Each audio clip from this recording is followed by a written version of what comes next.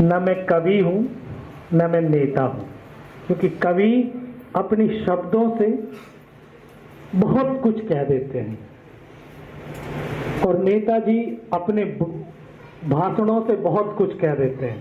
हम तो सैनिक हैं, हम पे तो गोली चलानी आती है, बोली चलानी नहीं आती।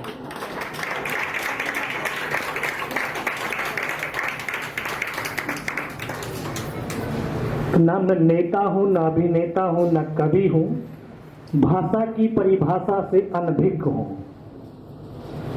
मां भारती के आंचल पर लगे हुए दागों को अपने लहू से साफ करने वाला मैं तो एक सैनिक हूं।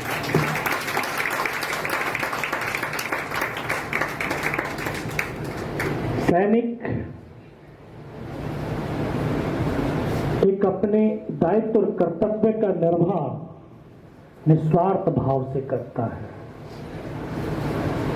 और हम सबकी जिम्मेवारी है कि हम एक सैनिक की तरह अपने दायित्व और कर्तव्य का निर्वाह करें, क्योंकि ये धरती, ये जो धरती है, हिंदुस्तान की धरती बहुत पावन धरती है। ये धरती जप की, तप की, ज्ञान की, विज्ञान की, पुरुषार्थ की, परमार्थ की, वीरों की, वीरांगनाओं की मिट्टी है और उसी मिट्टी में हमने जन्म लिया है। ये हमारे लिए परम सौभाग्य की बात है और अगर इसकी रक्षा और सुरक्षा करने का हमें मौका मिलता है तो सुपर सुपर परम सौभाग्य, हम सौभाग्यशाली अपने जीवन को समझते हैं। वर्दीधारी एक देश की सीमाओं को सुरक्षित रख सकता है ताकि देश अंदर से उन्नति और विकास के पथ पर अग्रसर हो सके, मानवता के कल्याण के कार्यार्थ हो सके, मानवता आगे बढ़ सके, विकसित हो सके। तो सैनिक तो अपने कर्तव्य और दायित्व का निर्वाह करते हैं, लेकिन कहीं ना कहीं गिरावट हमारे आंतरिक रूप से हो रही है। जो हम अब आजादी का 75वां अमृत महोत्सव मना रहे हैं, 75 साल हो गए, बहुत बड़ा समय होता है 75 साल। हम बहुत ऊपर पहुंच सकते थे। कहीं ना कहीं हमारी इच्छा शक्ति, तो कहीं हमारे डिसीजन लेने की प्रबल जो इच्छा शक्ति होती है उसमें कमी रही होगी, तभी हम जितना उन्नति के शिखर पर पहुंचना चाहते थे या पहुंचते वहां तक हम नहीं पहुंच पाए। लेकिन ऐसा नहीं है कि हमने कुछ नहीं किया, हमने बहुत कुछ किया है। 75 सालों में बहुत कुछ किया है।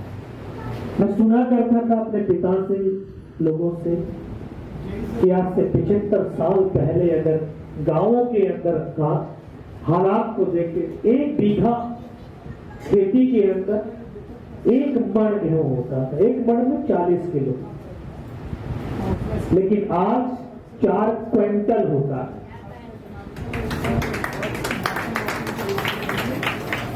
तो कितनी तरक्की तो किसान में थी।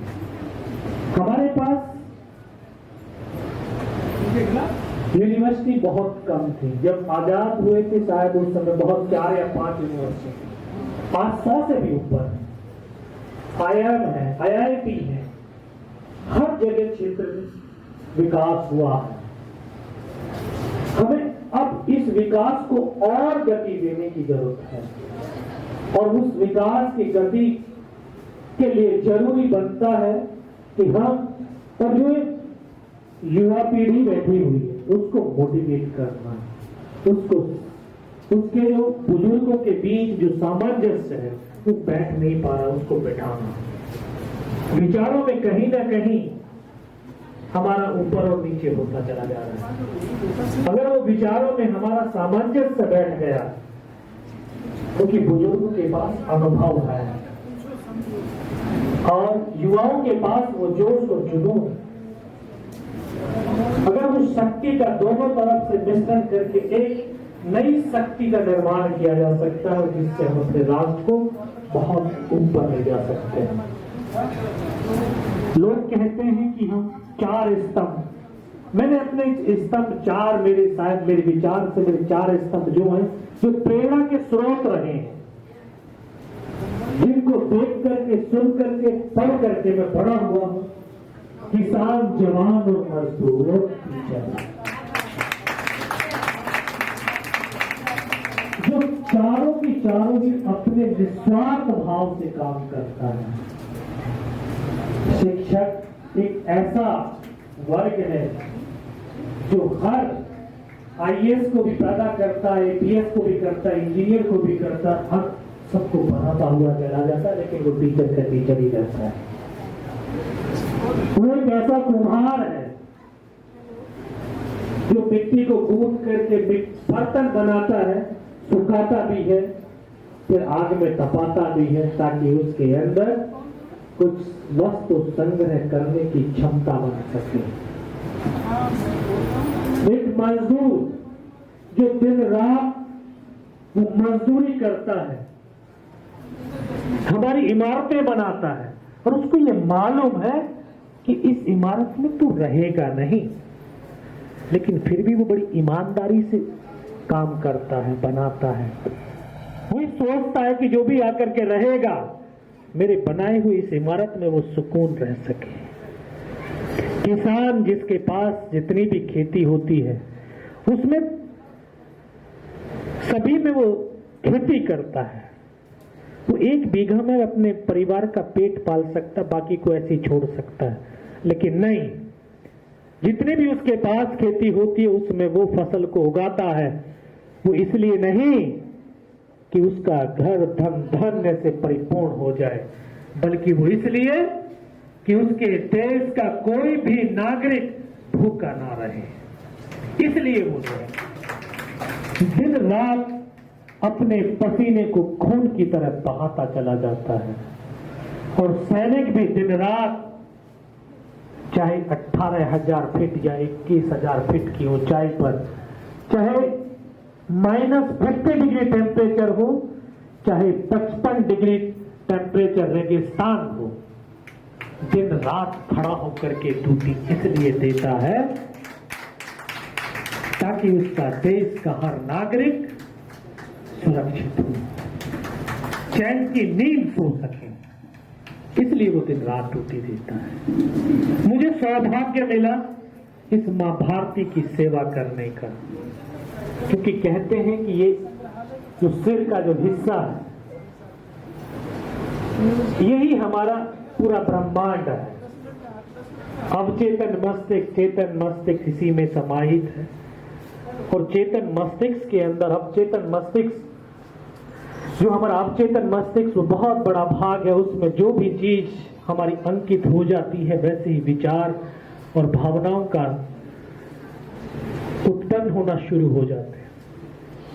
बचपन, क्योंकि पिता फौजी थे, कहानियां सुनाया करते थे अपने 65 और 71 के युद्धों की, कि युद्ध के दौरान इस तरह की परिस्थितियां होती है, न खाना मिलता है, न सोना मिलता है, न पीना मिलता है, चारों तरफ लाशें ही लाशें होती हैं, न जाने कब कौन सी गोली आकर के हमें लग जाएगी पता नहीं होता है।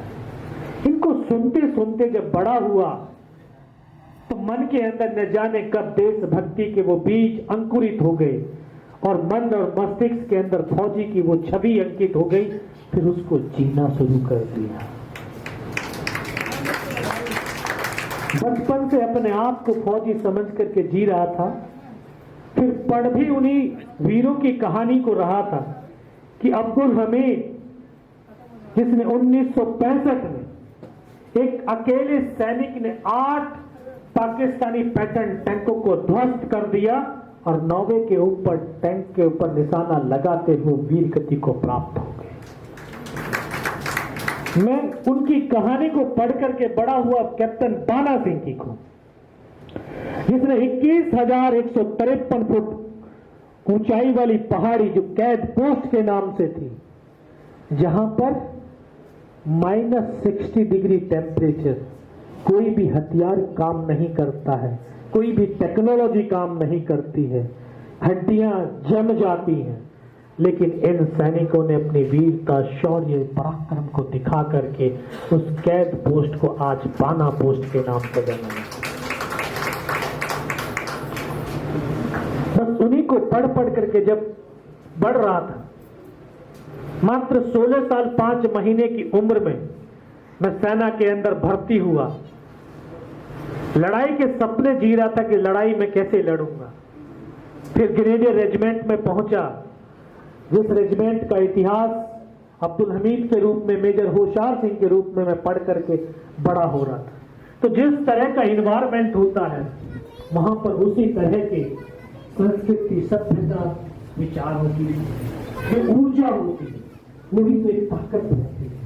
वहां के जो उस्ताद थे, जो इंस्ट्रक्टर थे, जो टीचर थे, उन्होंने 9 महीने की ट्रेनिंग के अंदर हमको उस कुम्हार की तरह हमें गढ़ा, तपाया, सुखाया और तब जाकर के एक सिविलियन को फौजी के रूप में बना करके तैयार किया।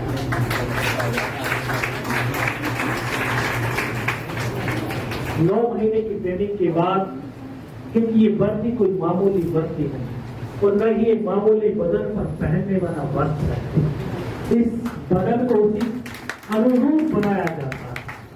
क्योंकि इस वर्दी को पहनने के बाद 130 करोड़ हिंदुस्तानियों का विश्वास और भरोसा कायम होता है।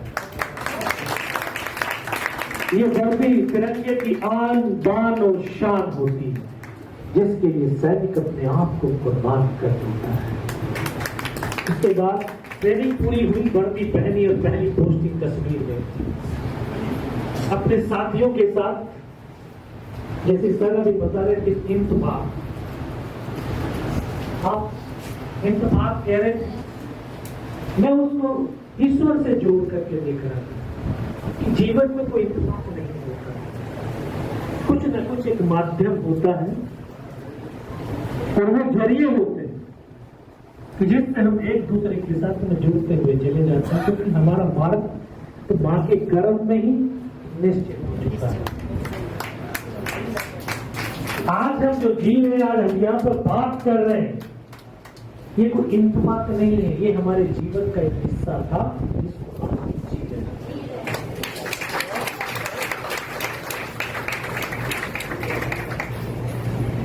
क्योंकि मां के गर्भ में हमारे जीवन का इतिहास लिख चुका है। हम तो सिर्फ आज अपने जीवन के उस जो इतिहास है उसको सिर्फ पन्ने पलट रहे हैं, पन्ने पलट रहे हैं, हम पन्ने को पढ़ते जा रहे हैं डेली डेली। तो इत्तेफाक जैसा कुछ है ही नहीं, मैं कैसे सोचता हूं। तो जब वहां पर ट्रेनिंग की अपने साथियों के साथ, क्योंकि जिस क्षेत्र में आप पहली बार जाते हैं तो उसकी ट्रेनिंग लेनी पड़ती है कि वहां पर टेररिस्ट किस तरह की एक्टिविटी है, कहां पर वो क्या करते हैं, उनके खिलाफ हम किस तरह की कार्रवाई कर सकते हैं। 1.5 साल वहां पर बहुत सारे ऑपरेशन में हिस्सा लिया, धीरे धीरे सनागाती होने लगा। वर्ष 1999 देश की कोई भी सरकार और देश का कोई भी सिविलियन या सेना को ये आभास ही नहीं था कि वर्ष 1999 में इतना हमारे लिए विषम परिस्थितियां ला करके खड़ा कर दे।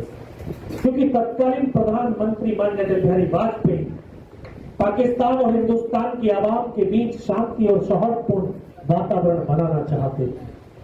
98 के अंदर दोनों ही देश परमाणु संपन्न राष्ट्र बन चुके थे और परमाणु मानवता के विनाश का एक बहुत बड़ा सूचक है। तो जानते थे कि थोड़ी सी भी उत्तेजना अगर की और पाकिस्तान ने परमाणु हथियार का इस्तेमाल कर दिया तो परमाणु हथियार का बदले हमारा भी है होगा, लेकिन होगा क्या? मानवता का विनाश होगा। मानवता का विनाश करना एक मानव के लिए उचित नहीं है। तो उन्होंने वो मार्ग अपनाया कि जहां शांति होगी वहीं उन्नति और विकास होगा। इसलिए उन्होंने शांति और सौहार्दपूर्ण वातावरण बनाने के लिए एक शांति वार्तालाप शुरू किया। बहुत इस बड़े स्तर के ऊपर उन्होंने प्रयास भी किया, समझौता एक्सप्रेस चलाए, लाहौर बस यात्रा भी हुई। लेकिन उसी दौरान पाकिस्तान का chief of army staff General Pervez Musharraf वो नहीं चाहता था कि पाकिस्तान और हिंदुस्तान की आवाम के बीच शांति और सौहार्दपूर्ण वातावरण हो। दोनों मुल्क उन्नति और विकास के पथ पर अग्रसर हो चले। उन्होंने उसी का फायदा उठाया, क्योंकि मुल्क पॉलिटिकल रूप के ऊपर इस तरह से मुड़ रहे थे, पूरी देश की आवाम की निगाहें इस तरफ थी, उस तरफ तो कोई निगाहें ही नहीं थी, कोई नजरें ही नहीं थी।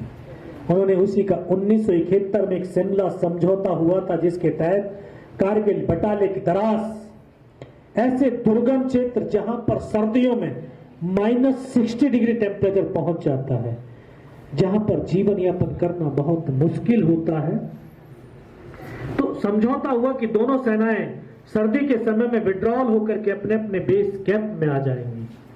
तो हमारी सेना एक अनुशासन प्रिय सेना है। हमारी सेना उसी कानून के तहत अपने बेस कैंप में आई, लेकिन उनकी सेना वापस नहीं गई, बल्कि उन्होंने हमारी तमाम चौकियों के ऊपर कब्जा कर लिया। सर्दियों का जो 4-5 महीने का समय था, उन्होंने इतना मजबूती के साथ वहां पर स्टॉकिंग कर लिया, कंक्रीट के बंकर बना दिए। उन्होंने कभी सपने में सोचा नहीं था कि हम यहां से वापस जाएंगे, क्योंकि वो 1971 का जो हमने पाकिस्तान के 2 टुकड़े किए थे, उसका भी बदला लेना चाहते थे। उनका एक मकसद था कि जो नेशनल हाईवे श्रीनगर टू ले एक जोजिला पास पड़ता, वहां से उस रोड को कट ऑफ करके पूरे ले वाले क्षेत्र को अपने कब्जे में करना चाहता था परवेज मुशर्रफ, कि कम से कम हमें ये टुकड़ा तो मिल जाएगा, और जब ये टुकड़ा मिल जाएगा तो धीरे धीरे हम कश्मीर के ऊपर दोबारा से कब्जा कर लेंगे। लेकिन वो भूल गए कि हिंदुस्तान की मिट्टी है और इस मिट्टी में सिंगड़ियां और शेर ही पैदा होंगे।